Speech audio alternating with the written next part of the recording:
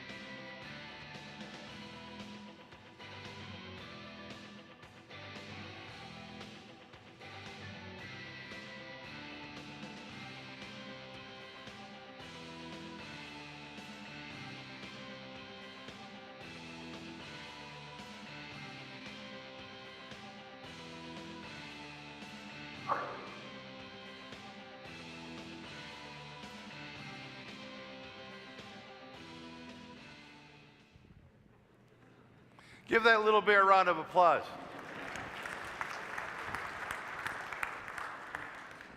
That little bear has some serious tenacity. Not only did he have tenacity, he understood the importance of hope. He believed in his little heart that if he keeps trying to ascend that snowy slope, he'd eventually get to the top to be with his mom. You see, that's important for all of us. Every time we slip down, we got to try to start all over again. Hope in our lives is the belief that if I try again and again and again, it just might pay off. You see, that's the nature of hope. Not to give up on hope is very important for all of us, because there are those times in our lives when we just can't seem to make it to the top. We can't jump the hurdles that face us, because without hope, living life is difficult. And that is the key point of today's gospel reading, coming out of the 13th chapter of Luke, verses 1 and 9. What we want to look at this morning to start is verse 6 and the first half of verse 7, which will be verse 7a. So let's take a look.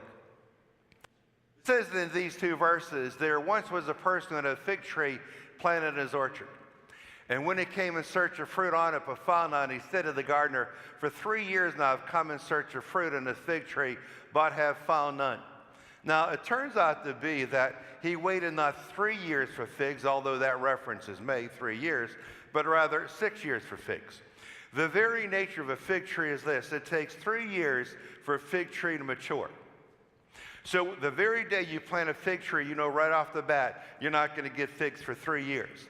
When he says, I waited for 3 years for figs in this tree, what he's saying is, I realized the first 3 years it wasn't going to happen. He is really saying, in year 4, I started to get excited I'd get figs, but no figs. In year 5, no figs. Year 6, no figs. That's the 3 years he's talking about. And then he got discouraged. because that fig tree seemed to be sterile. And when he got discouraged, he got disappointed, and then he lost hope. Look at verse 7b to what he wants to do about this. In verse 7b, it says this. The owner of that fig tree says, so cut it down. Why should it exhaust the soil? He lost hope in that tree. Just get rid of it. Now, the gardener is the one who has a more intimate relationship with the fig tree. He's the guy that's been working with that fig tree. He's been trying to bring that fig tree to maturation, trying to bring that fig tree to have productive fruiting, but that hadn't been the case. So the gardener is going to bring a very important idea to the owner. Let's not cut it down yet. Let's do this. Let's take a look at verse 8 and 9. Now the gardener said to him in reply, that's the owner, sir, leave it for this year also, and I shall cultivate the ground and around it and fertilize it. It may bear fruit in the future. If not, you can cut it down. The gardener is saying what? I cannot give up on hope. Although we're sliding down the mountain, we're trying to make it to the top. I realize that you're discouraged, you're disappointed that the fig tree hasn't bore any fruit yet, but let me fertilize it, cultivate around it. Let me try one more year. We have 6 years into this fruit tree. Why cut it down right now? Let's just try one more time. The importance of hope in our lives. When you eliminate hope, the belief that tomorrow just might be a brighter day than today in your life, then you fall into despair. That is the only thing that is left. Reverend Billy Graham, who I admired all my life.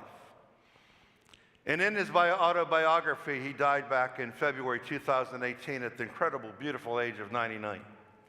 But in his autobiography, as he was viewing all of his preaching that he gave literally around the world, to small groups and large groups and stadiums, he said this. Every time he preached about Jesus Christ, he always mentioned the hope of the cross. Right there, take a look at it. He said it was the cross that is the difference maker in our lives. He never failed once not to mention the cross. He said, as we all know, that Jesus Christ died on Good Friday and he resurrects on Easter Sunday. But what Reverend Graham said is this, that every human being, those who have lived already, those who are living now, all of us, those who will live in the future, we all taste and experience a Good Friday. You might be going through a Good Friday experience right now. You might be dealing with some type of struggle or angst or difficulty or turmoil or darkness, and you might be saying to yourself, my Good Friday is bleak and it is long. It has taken a lot longer than 3 days from Good Friday to Resurrection Sunday as it did for Jesus Christ. You might be saying that my Good Friday has lasted literally for years.